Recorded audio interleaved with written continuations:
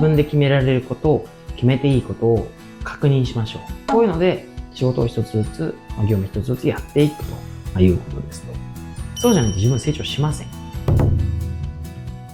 こんにちは、ボンジです。このチャンネルでは今の時代に通用する組織づくり、育成術など役に立つ内容をお話しています。ぜひチャンネル登録をよろしくお願いいたします。はい、よろしくお願いいたします。本日のテーマですが、成長とはですね。新入社員とか若い人向けにですね、成長するために必要な考え方と行動ですかね。はい。仕事をしていく中で、早く成長して仕事を任せてもらえるようになる人と、いつまでも指示待ちの人がいますと。はい。成長するために必要なのは、ポイントとしてはですね、相談の仕方と仕事の進め方なんですけど、そもそも成長とはというところからお話ししたいかなと思います。はい。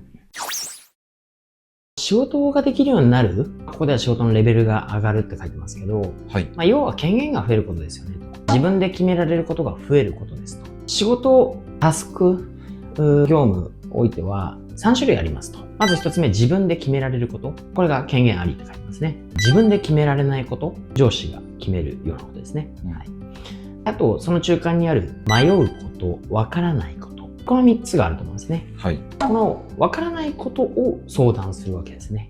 はい。成長とはわからないとか、そういうことを減らして自分で決められることを増やすことだと一旦思ってくださいと。はい。補足として、上司が部下に行う育成っていうのは、部下がですね、自分で決められることを増やせるようにサポートすることだと。そんな感じですと。図解するとですね、皆さんに多分与えられる仕事って、ほとんどここ自分で決められること少ないと思うんですよね。はい。確かにそうです。上司が決めるよとか決められないことっていうのが多くて、で意外と結構この分からないことってのが多いですよね。はい。これを要はここのバーをどんどん上げていく。こうやってこう上げていく。例えば一つの業務に関して自分で決められることを上げていく。はい。っていう上のこう質を上げていくっていう話と、その業務量を増やしていく。業務、タスクを増やしていく。これがその量をできるようになると。言うならばこの権限ありって書いてあるこの面積を増やしていく。上にも横にも増やしていくっていうのができるようになる。イコール成長する。みたいな話ですと。まずはじめにやっぱりやった方がいいこと、というかやらなければならないことは、その3つを区分することをやりましょうと。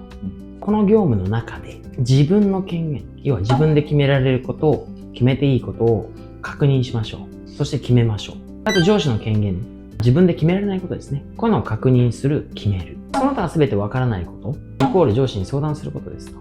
これをまず決めるということが大事ですね。上司と相談しながら決めてもいいと思いますし、上司に言われたことを咀嚼してこうやって決めればいいし、それをちゃんと上司と握っておくというか確認しておく。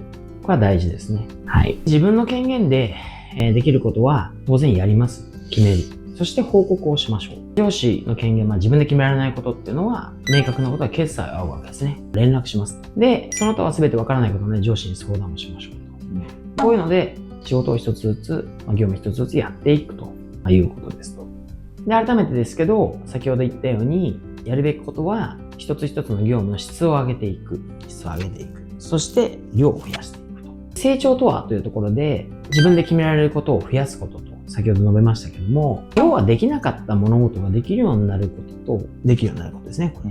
はい。そしてその量を増やしていく。これが論理的に考えたときに、できなかった物事ができるようになるっていうことだから、これを成長と解釈して、この面積を増やしていく。自分でも、だから成長したんだと、こうだからねと言えるようにするっていうのは大事だなと思います。二つ目なんですけど、相談の仕方。はい、こういうものはやっぱ成長スピードを決めるわけですよね。成長するためにはやっぱ相談のレベルを上げることっていうのは大切です。まず大前提は分からないことをそのまま放置しないでくださいと。多分上司に相談とか質問してそんなこと聞くんじゃねえとかねえ、もうちょっと自分で考えろとか言われるかもしれないですけど、一旦それは置いておいて、でも分からないことを放置するよりも何にも策がなくても分からないこと分からないって聞く方がまずいいです。そうじゃないと自分成長しません。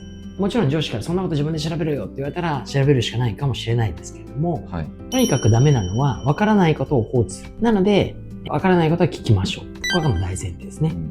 相談するときのレベル1はどうすればいいですかって聞くことなんですよね。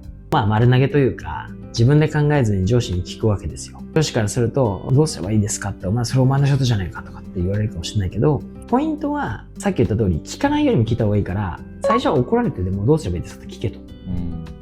で、そしたらほとんどの場合は、多分指示命令されますよね。それこうやればいいんだと。こうやってくださいと。で、ここでのポイントはやっぱ、指示命令通り完璧に遂行することをやってください。はい。なぜ、この課題に関して、上司はこういうふうにやれと言ったのかと。ちゃんとなぜを考えて、で、具体的に何を、このパターン、この課題の時は何をどのようにすればいいのかと上司の指示から学んでください。それをちゃんとやることが、いわゆる振り返りです。だからこの起こった問題、例えば Z に関して、自分は最初どうすればいいかって聞いちゃったと。そしたら上司からこういうふうにやれって言われたと。それはなんでこの課題に、Z という課題に関して上司がこうやれと言ったのかと。で、何をどのように具体的にするんだっていうことを学習してくださいと。これがいわゆる振り返りしろですね。これをやんないんだったら成長しませんと。なるほど。必ず振り返って、だとしたら、こういう課題 Z みたいなのが来たときは、はい。次から何をどのようにすればいいんですよね、私はと。理由はこうですよねと。聞けばいいじゃんと。それでフィードバックもらうんですよ。だとしたらそれの一通りのフローが済んだら次からこうするってなりますよねと。そしたら次に課題 Z 同じようなのが来たとしましょう。こういう課題が来ましたと。相談です。こういう課題です。こうしようと思っております。いかがですかと。聞けと。そうすると上司が多分、それは、それでいいよって言われたりとか、いや、もうちょっとこうしてとか、いや、そうじゃないよとか言われてるんですね。それを踏まえた上で、指示命令通りまたここも完璧に遂行するんだと。また同じですね、振り返りちゃんとしますと。じゃあ次からやっぱこうすればいいんですよね。もう一回フィードバックをもらいに行きます。はい。で、自分の中でまた課題 Z みたいなのが来た時は次からこうすると決めますよね。次。また同じように課題 Z 来ましたと。みたいな問題来ましたと。そしたら、すいません、相談です。この課題 Z が来ました。このように対応しようと考えています。って言いますよね。そしたら上司が多分、OK、それでいいよと。言われたら別にそれ以上言う必要ないし。なんでそう考えたのって言われたら根拠を言えばいいと。具体的に考えてるから具体策を言えばいい。そのまま行けなのか、もうちょっとこうしてなのか、来たとしたら、それも完璧に遂行するわけですね。また同じように振り返りしますと。で、フィードバックもらいに行きますと。次からこの課題 Z みたいなものに関しては、この対応がベストであるならば、次から自分で決めて実施していいでしょうかと。それで OK がくれたら、その通りやればいいですね。はい。もうレベル4になったら、フィードバックもらいに行きましたと。こういう課題 Z が来ましたと。私はこのように対応しました。なぜならばこうだから。フィードバックもらいに行きますと。で、そこで上司から多分、いいよ。それはもうその対応でいいんだよと。OK、OK、できるようになったじゃん。って言われたり。これは良いですね。いや、それ実は違うよ。課題 Z に見えて ZA だから、本当はこうしなきゃダメなんだよ。とかダメ出しが来ますと。もしくは、いいと思うよ。でも、もうちょっとこうしてくれたらよかったな。みたいな補足が来ます。でもそれをまた学ぶわけですよ。振り返りをして。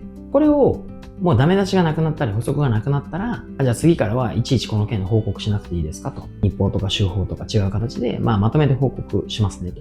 このぐらいまでやったら、分かった。じゃあこういう件に関してはもうお前自分で決めていいよと。言われるんじゃなかろうかと思います。なんでこの、自分としてはこの相談質問レベルを上げていくっていうことを意識してください。振り返るとレベル1どうすればいいですかは、続けてる限り自分で考えずに上司に聞くってことだから成長しませんよねと。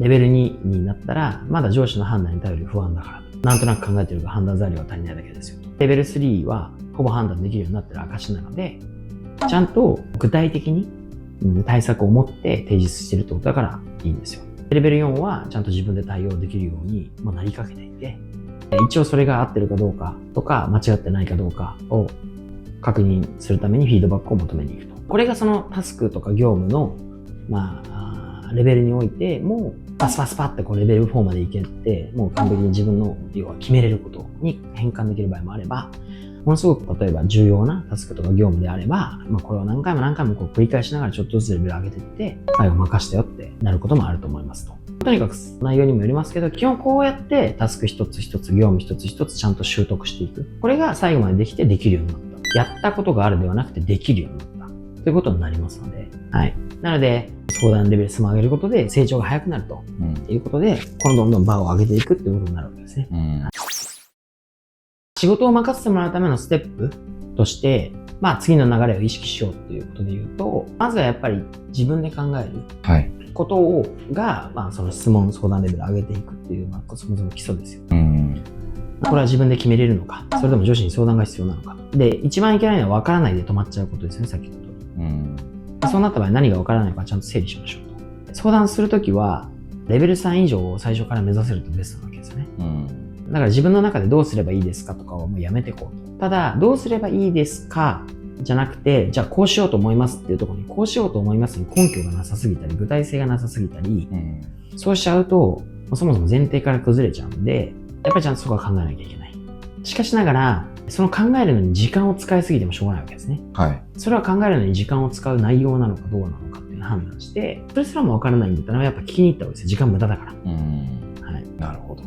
で、言い方悪いけど上司から罵倒されようが、罵倒はちょっと言い過ぎか。なんでこんなこと聞いてんだお前よって言われようが、自分の成長のためとか、その先のやっぱ成長の内容を考えたら聞いた方がいいですよね。怒られてでも。怒られて悔しかったら、ちゃんと学べばいいという話なんで。あとはまあ、指示をもらったら逆に言うと、やっぱ完璧に実行すること、これ結構意外とポイントなんですよね。なんで言われた通りにまずやることは大事なんですけど、そのやった後になぜこの指示なのかとか、具体的にどうすればいいのかってやっぱちゃんと考えると先ほど言った通りですね。なんでかっていうと、上司のやっぱ意図を理解できればとか、その仕事をタスクをする会社としての意図を理解できれば、自分で判断できるようになることっていうのが早くなりますね。なるほど。次のポイントはやっぱりちゃんとフィードバックを受けましょうですね。ポイントとしては、やったことがある、やれるっていうことと、できるってやっぱちょっと違うわけですよ。結構人ってやったことがあることをできるって勘違いしがちなんで、一回やったらこれ俺できるんだと思っていきがちなんですけど、ちゃんと確認しないとこれ実はやったことがあるだけで、本質的にはできるようになってないってことが結構あるので、ちゃんとできるようにするために、自分でもちゃんとできるようになったよってするためにもそうですし、上司から周りからの評価も、本質はこれができるという評価を受けるためには、ちゃんとフィードバックはできるようになるので受けた方がいいですね。意外とこう受けてないとそれていっちゃうことがあるので、はい。なんで僕繰り返して上司の指示が不要になれば任せてもらえる状態に自然となりますよと。はい。こうなってくれば仕事の質も量も増えていくっていう話でスピードも上がってきますよね。どんどん機会が来て責任ある業務をやれるようになると。なるほど、はい。できる人になるために意識することっていうのは、指示を待たずに自分で考える習慣をつけたり、わからないことも何がわからないか自分なりに整理して聞いたり、常に相談はレベル3以上で心がけたり、フィードバックをちゃんと受けて前向きに受ける、次回に必ず活かしたり、繰り返し実践し必ずできるようになる、やったことがあるじゃん、できるようになると意識していって実行していくとやっぱできる人になるかなと、仕事をどんどん任せてもらえる人になるかなと思うんですよね。あとはちょっとポイントとしては、レベル3、質問レベル3以上にするように意識するっていうのは、図解するとこんな感じなので、これが質問レベル1じゃないですか。だってもう事実の把握も問題の特定もしてなくて解決策の具体性もない。これはどうすればいいですかなるわけですよ。これやっぱちょっと本当はダメなんですよね。やっぱり一つずつやっていかなきゃいけないんで、解決策の具体性はこれ経験積まないと下手したらバリエーションがないかもしれないので、これは逆に本来はその業務の経験をしたり、経験をする前にやっぱり分からないことをやれないから上司に聞いたりとかして、上司のノウハウを持って、ここを解決策の具体性を身につけてるわけですけど、自分でもしできることとしたら、事実の把握と問題の特定っていうのはちゃんと論理的に考えればできるので、これはあるに持っていくと。だから、ステップとしては、シンプルに、ここからここに行ってこうなる感じですかね。最終的にレベル3以上っていうのは事実の把握、問題の特定ができて解決策の具体性があるから、これで相談してレベル3がこれですよね。なるほど。でこれを正しいかどうかをこう高い合わせしていって、ある程度経験積んだらこれがやったことがあるからできるようになるみたいな話ですよね。ここはちょっとなんでしょうね、結構みんな感覚値で事実の把握とか問題の特定あんまり整理しないんだけど、バーンと来た方に関してこうやればいいと思うんですよねって解決策の具体性を出す人がいるんですよ。感覚で。でもそれで合ってる場合もあるんですね。でも合ってる場合に再現性がないから、なるほど。次から同じような来た時にまた感覚値でやるんですかって、今度これ逆に自分がこれもし後輩入ってきたら、人に教えられないわけですよ。だからやっぱりここはちょっと解決に関してはダメじゃないんだけど、ちゃんとここを考えるようにしなきゃいけないですね。だからこういうのが理想って言いましたけど、たまにこういう人もいるんで。なるほどですね。とにかくここを目指すというんですよね。上司っていうのはやっぱりティーチングとコーチングを本当は使い分けてなきゃいけないので、部下とか若い側になると、やったことがあることに関して、いちいちそのティーチングしないでよみたいに思っちゃう人もいるんですよね。でも、ちゃんとルールとかやり方を把握したいときには、一定やっぱティーチング受けなきゃいけないんですよ。だって、ね、どうすればいいですかって聞いてんだから、ね、どうすればいいですかの先を考えさせるために上司はティーチングするんですよ。それはこうして、明日こうして。ね、こういう状態の時に、いや、あんまりいちいち指図されたくないんですけどって言ってたら、お前バカなのかって話になるわけですよね。アホなのかっていう話になるわけですから。だからこの状態の時はティーチング受けてもしょうがないんですよ。なるほど。だからここはちゃんとティーチングのゾーンだと自分でも理解して、ちゃんと上司の話を聞いたりとか、いろんな経験を積んで、やっぱ教えてもらわなきゃダメです。やっぱ初めて相談レベル3になってから、ある意味上司からしたらコーチングに切り替わっていくので、コーチングになるんですけど、ここはいちいち指図しないですよ。だからとにかくその言いたいことは、ちゃんとティーチングを受けるゾーンでまだ自分があるっていうことは、いちいち指図されるの嫌だとか言ってる場合じゃないんで、ちゃんと言われたことを実直に聞いてやっていくということが必要ですよねと。なるほど。はい。ちょっとまとめていくと、成長っていうのはできることを増やすことですよね。育成っていうのは上司の目線ですけどね、そのプロセスをやっぱ支援して、部下を成長させる、できることを増やすことですから。なので相談の仕方を変えて、フィードバックを活用しながらちゃんと成長しましょうと。はい、最終的に上司の判断なしで自分で決めれること、を増やす。一つ一つの仕事の質を上げていくってことですね。それが一応仕事ができる成長したっていう概念なので、その状態を目指すと。だから成長するためにもっと仕事を任せてもらいたいとか、そういうことは相談の仕方をしっかりと理解して相談レベルを上げると。そしてちゃんとフィードバック、ティーチングも経てフィードバックをもらいながらやっていくと。そういうことで、意識していけば仕事ができる人とか成長になると思いますので、これはちょっと最後に言いますけど、仕事ができるようにならなきゃいけないんです。成長しなきゃいけないんで、ちゃんと成長するために必要な考え方と行動として、社会人としては、ある意味こういう思考と行動はマストですよねと。はい。はい。ありがとうございます。皆様からいただくいいねやコメントはいつも見ていて励みになっています。この動画が気に入った方は、ぜひいいねやコメントをお願いします。